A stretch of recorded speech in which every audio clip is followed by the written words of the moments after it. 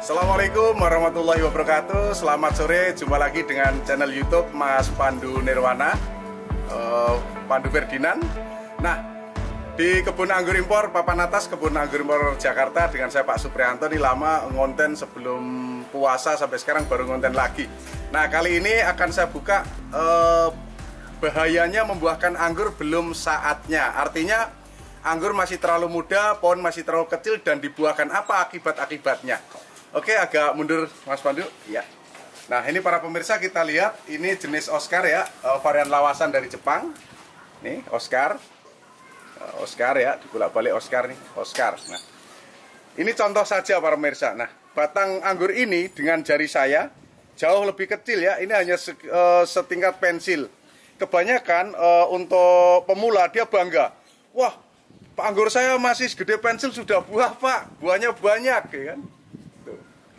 Udah coklat, saya potong podasen pruning lah, atau mungkin potong pucuk, potes pucuk, ternyata dia mbak bunga dan dibiarkan buahnya banyak. Nah, ini contohnya ya para pemirsa, kita lihat ini batangnya sangat kecil ya, jenis Oscar. Ini terus, nah terus nih, lihat. Nah ini, ya ini bekas buahnya udah habis. Nah ini sebenarnya belum mateng ya, matangnya dia warnanya merah kecoklatan. Ini belum mateng tapi udah enak. Ini Oscar. Ini pohon sangat kecil, dan ini kemarin buahnya banyak, 1, 2, 3, 4, 5, 6, 7, 8, 9, 10, 11 dompol ya. Apakah saya bangga? Saya tidak bangga. Kenapa saya pembiaran? Artinya buah banyak saya biarkan, nggak saya potong. Nah, karena saya bisa mencetak bibit sendiri. Yang saya garis bawahi, maksud saya untuk para pecinta anggur yang belum bisa mencetak bibit sendiri, jangan lakukan seperti saya. Artinya apa? Ketika Anda ingin membuahkan anggur, sabar dan tunggu. Batang primer atau batang utamanya minimal segede jari orang dewasa ya, atau segede jempol, lebih bagus lagi segede jempol kaki. Karena ketika batang sekecil ini dibuahkan ya, ini dia akan kerja ekstra ya pemirsa. Ibarat kata orang itu tenaganya diforsir untuk mengisi nutrisi di buah ya. Tuh, batang belum kuat, akar belum kuat, dia berbuah, akhirnya dia kalau kasarnya manusia gitu diforsir tenaganya untuk mengisi nutrisi di buah. Nah, ketika buah ini selesai, artinya setelah matang, biasanya yang terjadi adalah pohonnya stuck. Stuck itu dia tidak mau melakukan pertumbuhan.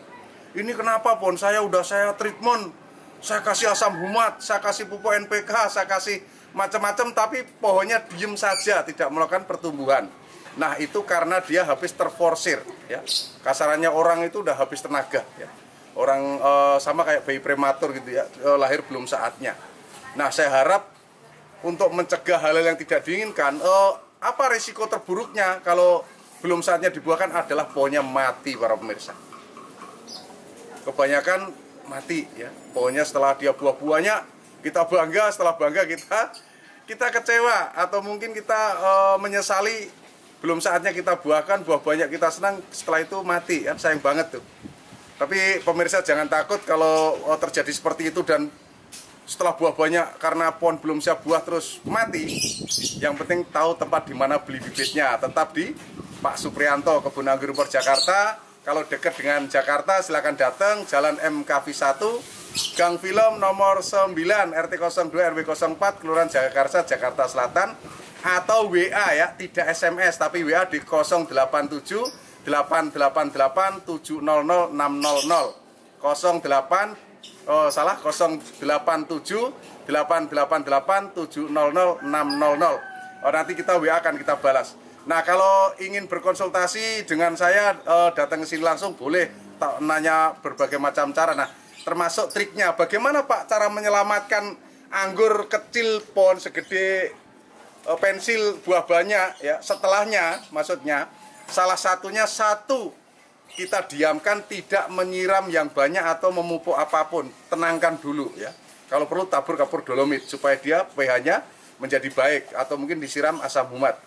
Kalau langsung kita pupuk, wah, katanya Pak Supri setelah panen disuburkan lagi, dikasih NPK, dikasih magnesium sulfat, dikasih yang mengandung unsur-unsur nitrogen, Ponska, KNO3 merah, dan lain-lainnya ya, pupuk-pupuk yang banyak menurut N, katanya gemuk lagi. Itu kalau pohonnya normal ya, yang segede jari atau segede jempol tangan atau segede jempol kaki. Tapi kalau untuk pohon yang sekecil ini buahnya banyak, jangan sekali-kali dipupuk, nanti akarnya akan busuk dan mati. Nah, solusinya adalah dengan cara kita menyiram tiap pagi hanya mungkin segelas aqua saja disiram. Jangan terlalu basah berkepanjangan, karena kalau itu basah memungkinkan mati ya. Tuh, udah saya buktikan tuh, punya saya teran, buahnya banyak, saya biarkan, saya juga tahu resikonya. Ketika saya coba tuh, saya siram terus, saya pupuk, mati para pemirsa.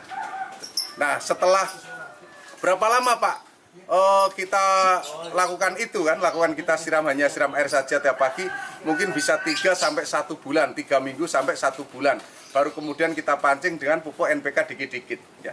Kita lihat tuh daunnya seger gak, dia tuh kalau dia udah keluar tunas baru berarti dia udah terhindar dari stuck ya. Jadi udah mamanya anggap aja habis berbuah biasanya stuck, dia nggak melakukan pertumbuhan. Ketika 1 bulan kemudian dia keluar daun-daun kecil, muda dan segar, berarti dia udah masa kritisnya udah berlalu.